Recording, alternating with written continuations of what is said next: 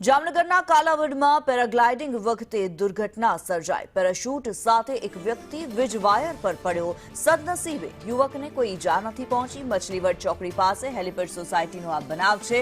યુવક પેરાશૂટ સાથે 100 ફૂટ ઊંચાઈ પર ગયો હતો। વ્યક્તિ કોણ છે, ક્યાંથી ઉડાન ભરી તે તપાસ શરૂ કરવામાં આવી છે।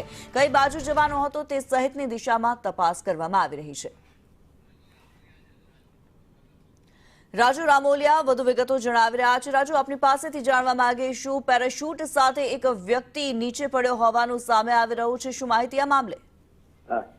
કાલાવડ શહેરમાં આકાશમાંથી સવારે વહેલા એક પેરાશૂટ સાથે એક વ્યક્તિ વીજવાળ પર પડ્યો હતો, પણ કોઈ જાનહાની થઈ નથી। કાલાવડ શહેરના મછલીવડ વિસ્તાર સોસાયટીમાં કાલાવડ શહેરમાં આવેલ મછલીવડ ચોકડી પાસે આવેલ હેલિપેડ સોસાયટીનો એક અનોખો કિસ્સો બહાર આવ્યો હતો, જે શહેરીજનો જોવા પણ ઉમટી પડ્યા હતા। જેમાં એક યુવક પેરાશૂટ સાથે આશરે 100 ફૂટ ઊંચાઈ પર ગયો હતો, જેથી અચાનક નીચે વીજ વાયર સાથે પેરાશૂટ ફસાતા યુવક નીચે પટકાયો હતો।